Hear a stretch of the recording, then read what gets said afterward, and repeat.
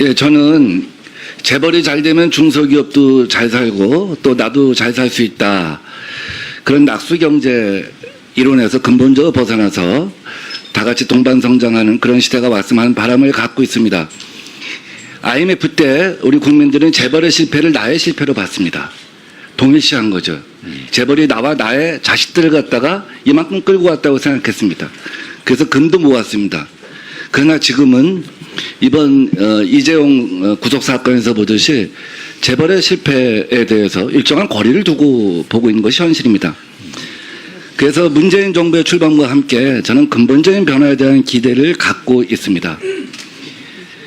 자, 그런데 우리 후보께서 지금 접근하는 방식을 보시면 행태 규율을 먼저 하겠다. 그래서 단계적 접근하고 구조적 접근은 추후에 하겠다 하는 것입니다. 저는 이것이 작동 가능하지 않을 거라고 봅니다. 왜냐하면 행태 규율을 갖다 계속해 나가면 아까 폐쇄율도 높고 또 공정위가 입증 책임을 해야 하고 이러한 한계에 부딪힙니다. 아무리 행태 규율을 강화한다고 할지라도 근본을 바꿀 수는 없다고 생각합니다. 구조를 바꿔야 한다고 생각합니다. 문재인 정부 들어서서 국방개혁이나 검찰개혁을 함에 있어서 정밀 타격을 합니다. 문제점이 발견되면 정밀 타격을 하고 신속 대응을 하고 그래서 구조개혁으로 넘어갑니다. 물론 시장을 접근하는 방법과 군이나 검찰 개혁하는 방법은 다를 수가 있습니다. 저는 기업 집단법의 제정이랄지 기업 분할 계열 분리 이런 것을 하지 않아 갖고는 근본적인 체제의 전환이 있을 수 없다. 앞으로 5년간 우리가 가령 복지 문제를 얘기할 때 중부담 중복지 국가의 초입까지 가자. 5년 동안 이런 목표를 정한다면 거기에 맞춰서 로드맵을 설정해야 되는 겁니다. 지금 근데 김상조 후보께서 제시한 로드맵 갖고는 저는 근본적인 전환이 힘들다고 생각합니다. 어떻게 보십니까? 예, 의원님께서 제기하신 우려에 대해서는 제가 충분히 알고 있고 또 공감을 하는 부분도 있습니다. 다만 경제정책의 핵심은 환경에 따른 우선순위의 조정이 있다고 생각을 합니다. 현재 세계 경제도 그렇고 한국 경제도 그렇고 이른바 뉴노멀 저성장의 불확실 상황에 있기 때문에 그러한 점을 감안해서 좀 더 신중하게 접근하자는 취지이지. 그렇게 말씀하시면 네. 그렇게 말씀하시면 과거의 공정위원장, 과거 정부의 공정위원장과 근본적인 차이가 없다고 생각합니다.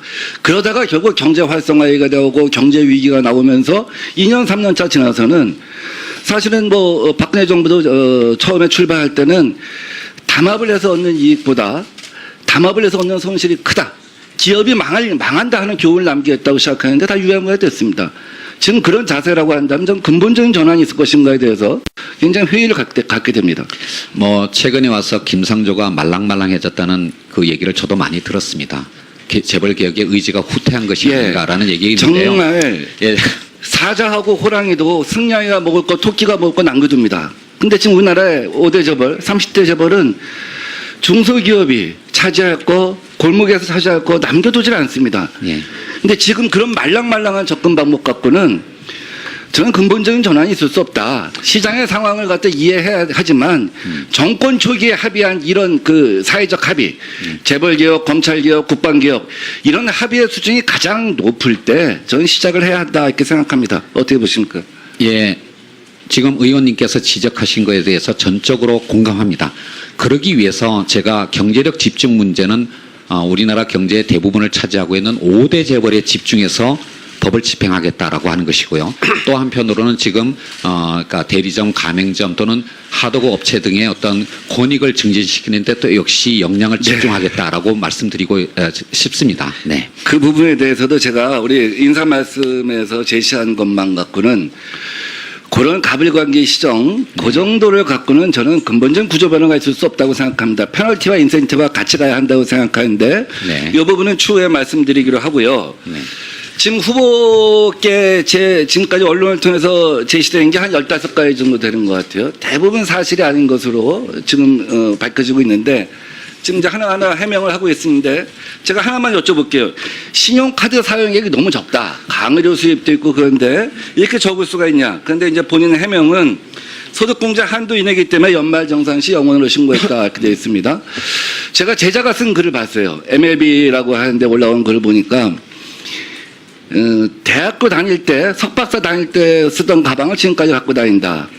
그리고 전철에서 내려갔고 마을버스를 타고 학교로 와서 밤 12시에 도서관에서 이런 분이 신용카드 쓸 틈이 있겠느냐 하는 제자의 어떤 그 눈물 어린 그 회고기를 봤습니다.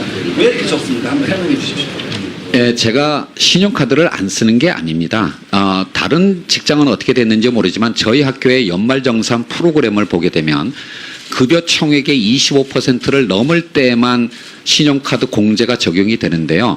그 이하의 금액을 적게 되면 저장하고 다음 페이지로 넘어가지를 않습니다. 저희 학교 프로그램은 그렇게 돼 있어서 그렇기 때문에 저는 그 기준에 한참 미달하기 때문에 애초부터 0이라고 돼 있을 수밖에 없는 거고요. 뭐 자료를 제출했습니다마는 저희 부부의 연간 카드 사용액이 2천만 원 정도는 되고요. 그 이외에 은행 자동 이체나 또는 인터넷 뱅킹을 통해서 지출하는 생활비도 많기 때문에 의원님들께서 생각하시는 만큼 그렇게 검소하게 생활하는 건 아닙니다만은 제가 최근에 와서는 정말 일주일에 100시간 정도 일을 하고 있는 것은 분명한 사실입니다. 저는 정말 52시간이 아니라 68시간으로만 근로시간이 단축되어도 굉장히 행복할 것 같은데요. 제가는 정말 최근에 와서는 돈 쓸 틈이 없어서 돈을 못 썼다라고 할 수가 있습니다. 자, 민병두 의원님 수고하셨습니다.